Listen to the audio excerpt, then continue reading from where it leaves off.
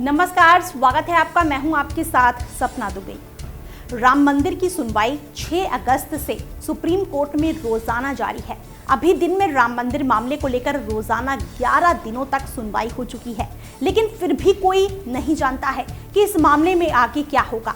इसे जानने के लिए सभी लोग काफी बेचैन हैं, क्योंकि हमारा देश पिछले कई सालों से राम जन्मभूमि और बाबरी मस्जिद विवाद के सुलझने का इंतजार कर रहा था।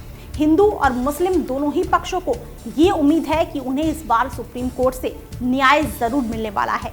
ये मुद्दा इसलिए भी ज्यादा जरूरी हो गया है क्योंकि ये मामला सिर्फ जमीन विवाद का नहीं, बल्कि दोनों धर्मों की आस्था से भी जुड़ा है।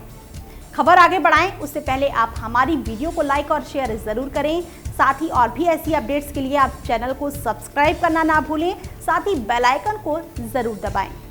आगे आपको और जानकारी के लिए बता दें कि इस मामले को भारत के मुख्य न्यायाधीश CJI रंजन गोगोई की अध्यक्षता में 5 न्यायाधीशों की संविधान पीठ सुनवाई कर रही है। इस पीठ में न्यायमूर्ति SA बोबड़े, न्यायमूर्ति DY चंद्रचूड़, न्यायमूर्ति अशोक भूषण और न्यायमूर्ति S अब्दुल नजीर भी शामिल हैं। पिछले 11 दिनों से इस मामले में नए तर्क देखने को और सुनने को मिले हैं। इस मामले में निर्मोही अखाड़ा, रामलला विराजमान और राम जन्म पुनरुद्धार समिति, शिकायतकर्ता गोपाल सिंह विशारद और सुन्नी वक्फ बोर्ड अपनी अपनी दलीलें पेश कर चुके हैं, लेकिन अभी तक कोई भी पूर्ण रूप से राम जन्मभूमि के पुख्ता सबूत नहीं पेश कर पाया है। आपको बता दें कि सितंबर साल 2010 में इलाहाबाद हाई कोर्ट ने अपने फैसले में अयोध्या राम जन्मभूमि बाबरी मस्जिद भूमि विवाद में 2.77 एकड़ की जमीन को रामलला, निर्मोही अखाड़ा और सुन्नी वक्फ बोर्ड के बीच बराबर बांटने का आदेश दिया था, जिसके खिलाफ 14 अपील सुप्रीम कोर्ट में दाखिल की गई थी, जिस पर अब सुप्रीम कोर्ट में राजनीतिक दृष्टि से संवेदनशील तरीके से सुनवाई की जा रही है। हालांकि राम जन्मभूमि बाबरी मस्जिद भूमि विवाद पर रोजाना सुनवाई से पहले सुप्रीम कोर्ट ने विवाद को बातचीत से सुलझाने के लिए मार्च में मध्यस्थता पैनल बनाया था, लेकिन उससे भी कोई हल नहीं निकल पाया, जिसके बाद से 6 अगस्त से सुप्रीम कोर्ट में रोजाना सुनवाई चल रही है। अब ये सुनवाई तब तक चलती रहेगी जब तक इस मसले पर कोई हल नहीं निकल जाता है। चलिए अब आपको बता देती हैं कि बीते 11 दिन सुनवाई के दौरान क्या क्या दलीलें सुनने को मिली। 6 अगस्त को रोजाना सुनवाई के पहले दिन निर्मोही अखाड़े ने पूरी 2.27 एकड़ जमीन पर अपना दावा करते हुए कहा कि इस जमीन पर 1934 से ही मुसलमानों का आना वर्जित है।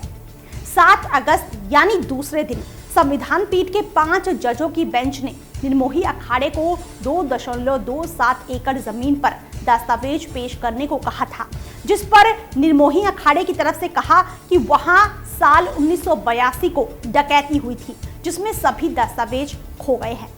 8 अगस्त को तीसरे दिन की सुनवाई में जजों की बेंच ने वकील से पूछा कि एक भगवान के जन्मस्थल को न्याय का इच्छुक कैसे माना जाए, जो इस केस में पक्षकार भी हो। इस पर वकील ने कहा कि हिंदू धर्म में किसी स्थान को पवित्र मानने और पूजा करने के लिए किसी मूर्ति की जरूरत नहीं है। हिंदू धर्म में सूर्य और नदियों की भी पूजा की जाती है, उनके उद्गम स्थलों को इसी तरह से देखा जाता है।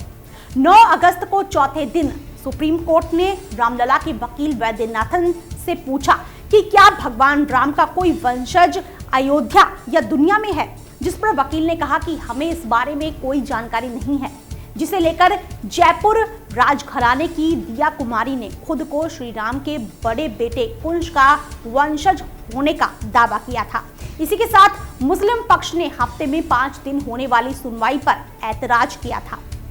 5वें दिन यानी 13 अगस्त को रामलला विराजमान के वकील वैद्यनाथन ने मंदिर के अस्तित्व को लेकर सबूत पेश किए।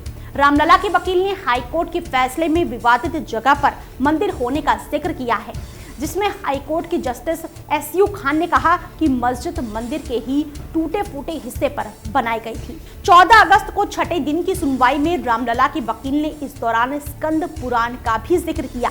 इस दौरान उन्होंने सरयू नदी और राम जन्मभूमि इतिहास और महत्व के बारे में बताया।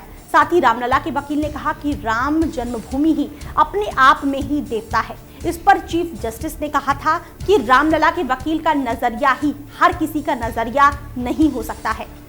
7वें दिन 16 अगस्त की सुनवाई के दौरान रामलला के वकील ने अपनी दलील पेश करते हुए बताया कि खुदाई के दौरान कुछ स्तंभों में भगवान श्री कृष्ण शिव तांडव और श्री राम के बाल रूप की तस्वीर नजर आ रही थी। इस पर अपनी आगे दलील पेश करते हुए उन्होंने कहा कि देवी देवताओं के चित्र का मुस्लिम धर्म से कोई लेना देना नहीं है।